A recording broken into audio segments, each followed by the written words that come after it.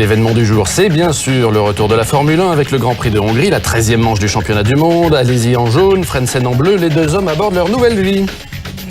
Nous partirons en caméra embarquée sur la piste du Hungaroring, un circuit réputé pour ses virages serrés et ses dépassements ardus. Le résumé des essais, les qualifications et la grille de départ. Et enfin, Jean-Louis Moncet prendra le pouls de l'équipe Ferrari à quelques heures du possible 4e titre mondial de Michael Schumacher. Un Schumacher qui peut faire d'une pierre deux coups s'il s'impose cet après-midi puisqu'il rejoindrait Alain Prost au palmarès des victoires avec 51 succès. Réponse donc en direct sur TF1 avec vous, Pierre et Jacques. Bonjour. Bonjour à tous. En effet, Jacques, c'est peut-être une journée historique aujourd'hui, une belle journée de sport automobile qui va se dérouler.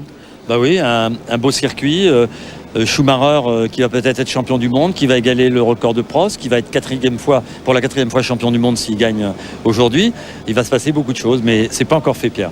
Non, mais il a atomisé la concurrence aux essais avec une telle insolence, une telle aisance qu'on peut se demander comment se présente la course. Qui peut l'inquiéter pendant le Grand Prix? Très sincèrement, on sait toujours que la McLaren est plus compétitive en course que la Ferrari. Là, l'écart est vraiment très important avec son concurrent direct, ces deux concurrents. Mais on peut penser que la course ici est très difficile. Elle est difficile pour les pneus, elle va être difficile. Il y a beaucoup de sorties de route. La piste est très piégeuse, qu'il faut partir en tête. Vous vous souvenez que l'année dernière, Schumacher était en pôle, il est parti, Hakkinen lui a volé la politesse au départ, il a gagné et Schumacher n'a pas pu gagner la course, donc rien n'est fait pour lui, mais ses adversaires directs ce sera les McLaren Mercedes, bien sûr. Bon, alors attention tout de même, il fait très lourd ici à Budapest, on ne sait jamais, la stratégie peut aussi être déterminée par un éventuel orage, voilà ce qu'on peut dire. Marc, avec évidemment une 6e ligne 100% française, Olivier Panis et Jean Alesi sur la Jordan Honda, mais de cela, il va en être question en long et en large dans cette automoto. À tout à l'heure. Absolument, merci beaucoup, à tout à l'heure.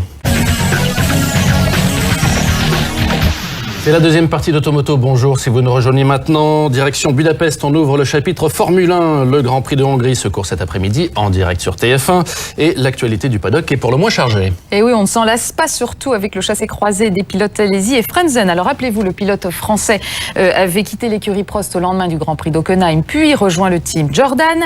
Et l'Allemand fraîchement débarqué par Jordan avait été accueilli en chemin inverse à bras ouverts par Alain Prost. Comment Alesi et Frentzen ont-ils négocié ce virage inédit?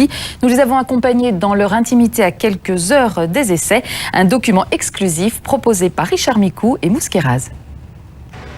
Aéroport d'Avignon, jeudi 10h du matin, Alesi est fin prêt pour son nouveau départ. Le temps de régler une dernière formalité de cœur cette fois-ci. Et Jean va s'envoler vers la Hongrie pour y disputer son premier Grand Prix avec l'écurie Jordan en Formule 1.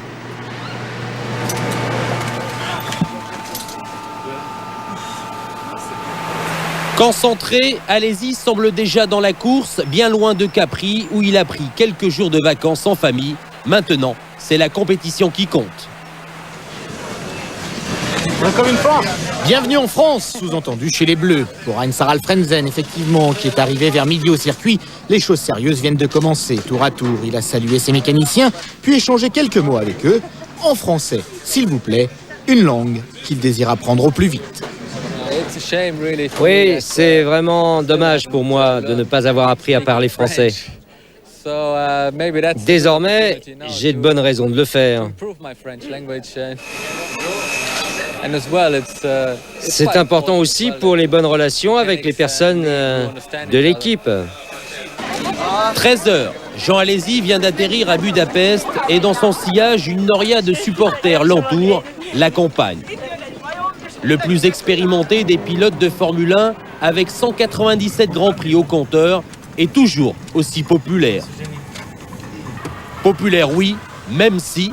I'm Jean Alesi. Hello. Have you got now? I have only... Inside. German English? I'm Jean Alesi. Journalist? Jean Alesi. Sorry, Sean. Go. Journaliste? Non, Jean Alesi. Ah, la bonne blague. En revanche, pour Frentzen, c'est déjà du sérieux, avec le test d'extraction de la FIA qui impose au pilote de quitter sa monoplace en moins de 5 secondes, une épreuve réussie avec brio. 15h, décontracté, Alesi arrive enfin au paddock et fait son entrée officielle chez Jordan, sous le feu des caméras. Bon, bien entendu, c'était quelque chose d'inattendu. Et bon, il y a une nouvelle vie qui commence. Et puis, dans la vie, les chances, il faut les prendre quand elles passent. Une belle opportunité aussi pour Frentzen, qui, privé de volant depuis son limogeage de chez Jordan le mois dernier, revient en pleine forme et surtout très déterminé. Je vais essayer d'aider l'équipe le plus que je le pourrai. D'une part avec ma propre expérience, mais aussi grâce à celle que nous avons respectivement. C'est clair que je ferai tout mon possible, c'est une certitude. Je suis motivé pour cela et j'aimerais voir la voiture devenir plus compétitive. C'est en tout cas l'objectif que je me suis fixé. Pendant ce temps, Jean traverse le paddock comme l'on part en campagne. Poignée de main, accolade, comme ici avec John Walton, son ancien directeur sportif chez Prost Acer. Homme de cœur et de passion, Alesi aime partager ses joies comme ses peines. Puis encore une séance photo officielle cette fois-ci pour immortaliser le nouveau tandem Jordan. 12 ans après leur titre en Formule 3000, Jean Alesi et Eddie Jordan sont à nouveau réunis pour un autre défi. Je suis proche de Jean comme personne ne peut l'être en Formule 1. Inutile d'en dire plus, si ce n'est qu'il est très heureux, très excité de nous avoir rejoints, et cela est réciproque. Ce qui était très sympa, c'est de voir les mécaniciens avec qui j'ai travaillé et gagner le championnat de Formule 3000 toujours là. Et bon, on s'est passé les anciens souvenirs, ça faisait un petit peu les anciens combattants qui parlaient, quoi. C'était très rigolo. Alesi en jaune, Frentzen en bleu, certes le reflet du jeu des chaises musicales. N'empêche que les habitudes de travail des deux hommes restent identiques. Seule désormais leur adaptation lors des 5 derniers Grands Prix à discuter fera la différence. Et nul doute qu'Alesi, que ces mécaniciens de chez Prost Grand Prix n'ont pas oublié, malgré les tensions de ces dernières semaines avec le patron, retrouvent une nouvelle jeunesse. En tout cas, ces prises de contact ne se sont pas faites sans difficulté, normal pour un premier Grand Prix. Commencer ici 5 Grands Prix de la fin sur un circuit aussi difficile, sans aucun essai préalable, si ce n'est les 50 km réglementaires, sans connaître la voiture. De plus, on a Luciano qui ne connaît pas le circuit. C'est pas simple. Mais ça s'est bien passé et je pense que Hens devrait être certainement sans aucun problème dans le coup, mais on sait que ce sera un premier Grand Prix très difficile quand même. 19h, la journée de Jean s'achève et même s'il a changé de casquette, il n'en perd pas pour autant son humour. Bon, vous voulez encore ou pas? Salut Jean. Le jaune te va bien. T'as quitté la couleur des cheveux. T'as quitté la jupe là, non? Salut Jeannot. Ça va, Jeannot. Allez, bon courage aux Bleus et aussi aux mécanos dans la situation difficile de l'écurie. Puis cet après-midi dans F1 à la Une, vous verrez un reportage exclusif réalisé par Pierre Évrard. Il n'a pas lâché Alesi d'une semelle depuis le dernier Grand Prix en Allemagne. Vous partagerez donc ses vacances et les coulisses de son arrivée chez Jordan. Alors Pierre Van Vliet, ce qui nous intéresse maintenant, c'est bien sûr le futur des Bleus et le patron est avec vous pour tout nous dire ce matin dans Automoto. Avec Alain Prost, en effet, non pas pour évoquer ou pour revenir, disons, sur ce divorce avec Jean Alesi qu'on vient de suivre en long et en large, Alain, mais plutôt pour parler de l'avenir de Prost Grand Prix. Où en êtes-vous? Comment se présente la fin de saison et puis quelles sont les perspectives pour 2002? Je crois que tout le monde attend des perspectives, tout le monde attend une situation claire, moi aussi d'ailleurs. Et compte tenu de la situation, compte tenu en plus de ce qui vient de se passer, compte tenu de pas mal de choses qui ont été écrites et dites, d'ailleurs dans des journaux très sérieux qui sont absolument faux et que je tiens à rectifier, notamment qu'on a bien payé le moteur, notamment qu'on n'a jamais tardé 6 mois à payer Jean, c'est complètement faux. Donc je tiens à rectifier, les livres sont ouverts à Prost Grand Prix. Je travaille sur un projet important pour le futur, j'espère que je vais y arriver. Je crois que maintenant il est plus vraiment important de dire des choses tant qu'on n'a pas une situation claire, définitive, et j'espère que ce sera dans les semaines qui viennent. Alors Alain, si d'aventure, l'avenir des Bleus, la pérennité de votre équipe passait par une forme de sacrifice personnel pour vous, est-ce que vous seriez prêt à vous effacer ou à prendre un peu de recul? Oui, bien sûr que l'équipe avant tout, enfin les sacrifices, je les ai déjà faits. J'en fais tous les jours pour cette équipe. Donc ce qu'il faut maintenant, c'est pas faire n'importe quoi, bien entendu. C'est évident que c'est d'abord privilégier l'équipe avant ma situation personnelle, mais sincèrement, c'est pas nouveau. Mais aujourd'hui, il y a pas mal de situations qui passent par moi, apparemment, parce que c'est ce que les gens veulent aussi. Donc s'il y a un nouveau partenaire, ou s'il y a un nouveau associé, ou s'il y a un nouveau sponsor, ou n'importe quelle solution. Les gens veulent que je sois là, je serai là. Si personne ne veut que je sois là, je ne serai pas là. Bon, moteur Ferrari en 2002, c'est quelque chose d'acquis a priori?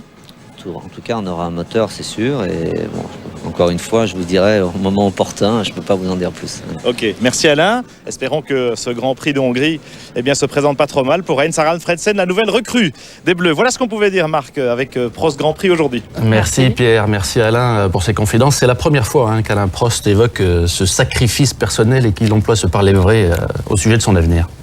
Eh bien, on va partir pour un tour de circuit maintenant. Donc, tout au long de ces 3 km 975, l'Hungaroring offre une succession de virages serrés qui ne se prêtent pas aux vitesses élevées. La piste est étroite, il est difficile de doubler, d'où l'importance de la position sur la grille de départ. Raikkonen nous embarque à bord de sa Sauber. C'est comme si vous y étiez. «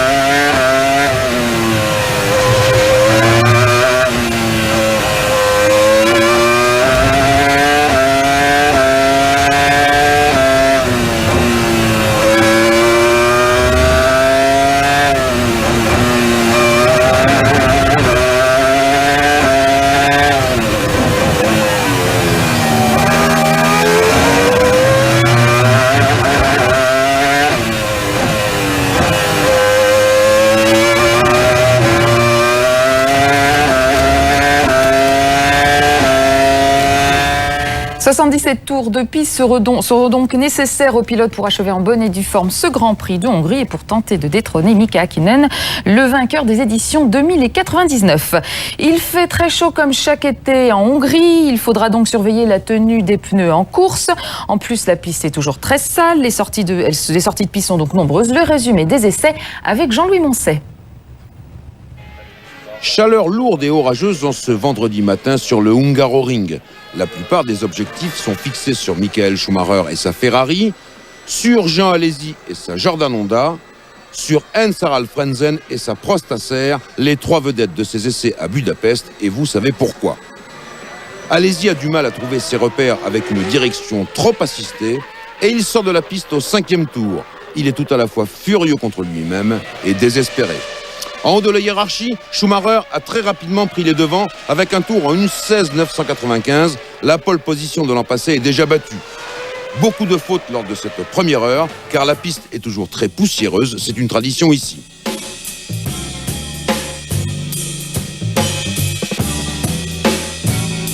Mais le pire est à venir pour Coulthard qui détruit littéralement sa McLaren Mercedes dans la chicane sur ce nouveau vibreur très haut, trop haut. Coulthard doit mettre pied à terre pour le reste de la journée. Dernière heure d'essai et le festival off continue avec Frentzen notamment.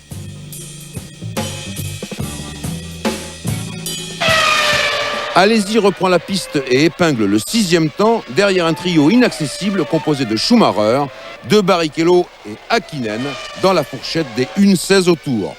Suivent Ralf Schumacher et Irvine, Panis est 9e, Frentzen sur la meilleure des Prost Acer est 14e. Samedi matin, préparation des qualifications avec la fraîcheur revenue. Schumacher attend une petite demi-heure avant d'effectuer son premier tour lancé en 1:15.466. Mais à la reprise, il tire tout droit dans les graviers et surtout il trouve à qui parler. Coulthard le bat de 2 dixièmes plein. Et le pilote McLaren Mercedes restera le plus rapide de cette séance. Schumacher ne veut pas lâcher prise, il repart à l'attaque et il retourne à la faute.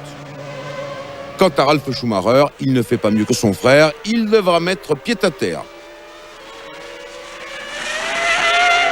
Samedi 13h, les qualifications, mais les gros bras vont démarrer sur le tard. 13h25, c'est Ralph qui ouvre le feu. 1 minute plus tard, Trulli passe devant. Et puis Häkkinen, ils sont tous dans la fourchette des 1 minute 15 secondes au tour. 13h28, ça chauffe dans les tribunes. Michael Schumacher prend la piste avec sa Ferrari et c'est un coup de canon. 1:14,417. Voilà qui laisse Häkkinen à 1 seconde. C'est beaucoup, c'est énorme. Et derrière, il n'est plus question de résister dans une guerre de tranchées perdues d'avance. Il faut lâcher les chevaux. Un brave parmi les braves s'élance. C'est Coulthard, le dernier rival de Schumacher dans la course au titre mondial. Il échoue à 1:14,860. De toute façon, Schumacher le tient dans son viseur. La Ferrari reprend la piste. 1:14,059. C'est la pole position définitive. Coulthard et son équipe sont assommés. Entre-temps, Barrichello a rallié la 3e place. Voilà la McLaren Mercedes de Coulthard, enfermée entre les deux Ferrari. Ralf Schumacher a maintenu le cap. Trulli a été magnifique. Et Häkkinen a plongé. Et oui, Schumacher qui a pris une sacrée option sur la victoire et le titre en signant cette 9e pole position de la saison, la 41e de sa carrière, avec 8 dixièmes de seconde d'avance sur David Coulthard. C'est un gouffre, d'autant que Coulthard sera sur le côté sale de la piste au moment de s'élancer. Rubens Barrichello pourrait bien en profiter. Ralf Schumacher est donc en 2e ligne également, avec plus d'1 seconde de retard sur la pole position. La surprise Trulli en 3e ligne, il est juste devant Mika Häkkinen. Heidfeld et Montoya, attention au départ. 5e ligne, Raikkonen et Jacques Villeneuve. En 6e ligne, on parle français, avec Olivier Panis 1 dixième devant Jean Alesi. 7e ligne, toute Jaguar, avec pour une fois Pedro de la Rosa qui précède Eddie Irvine. 8e ligne, Giancarlo Fisichella et Frentzen, le nouveau pilote de la Prost. 9e ligne, Button et Fernando Alonso qui n'en finit plus d'étonner au volant de sa Minardi. 10e ligne, c'est le Braseo, Burti Bernoldi. 11e ligne, Jos Verstappen et Tarso Marquez, qui est une nouvelle fois le maillon faible au départ de ce Grand Prix. Alors vous savez que Schumacher peut être champion du monde dès cet après-midi, donc mathématiquement Ralf et Barrichello sont encore dans la course, mais si Schumacher marque 3 points de plus que Coulthard cet après-midi, eh bien normalement il sera champion du monde. Et la Scuderia également peut être titrée. Justement, Jean-Louis Moncey, quelle est l'ambiance chez les Rouges? Vous êtes chez Ferrari. Marc Minardi, je suis avec Jean Todt, le grand patron de la Scuderia Ferrari. Jean Todt, à quelques heures d'un moment qui peut être décisif pour l'attribution du 4e titre mondial de Michael Schumacher. Comment bat le cœur de la Scuderia Ferrari? Il bat, je dirais, normalement, avec évidemment toujours un peu d'angoisse avant le départ. Cela étant, on est dans une situation quand même beaucoup plus favorable que nos adversaires directs. Donc, il s'agit de bien utiliser la pole de Michael, la 3e position de Rubens, et puis d'essayer de porter les voitures à l'arrivée, et puis après on verra ce que ça donne. Vous voulez me dire qu'il y a de la stratégie délicate dans l'air? Parce que c'est ici que vous avez innové en matière de stratégie en changeant en pleine course. Oui, il y a toujours des stratégies qui peuvent être déterminantes, délicates. Parfois ça marche moins bien, mais cela étant, avant tout, il faut avoir une voiture fiable, ne pas faire d'erreurs, avoir des bons pneus. Donc c'est un ensemble de paramètres indispensables pour pouvoir prétendre faire un bon résultat. Bon, et comment va Michael Schumacher lui-même? Il va bien et il vous transmet toutes ses amitiés. Je n'en doute pas. Bon, donc vous êtes prêts, on peut dire. Est-ce que vous redoutez toujours ce petit quelque chose qui peut arriver au départ? Mais vous savez, il n'y a pas que le départ. Le départ, c'est un moment très important dans un Grand Prix, surtout à Budapest, où les dépassements sont très difficiles. Mais ensuite, il y a plus de 300 km de course sur un circuit sinueux avec des températures extrêmement élevées. Donc, la partie ne sera pas facile, mais pour personne. Merci Jean Todt. Voilà Marc Minardi, vous savez tout sur Ferrari et sur Schumacher aujourd'hui. Merci Jean-Louis, merci Jean Todt, à tout à l'heure. Bonne chance.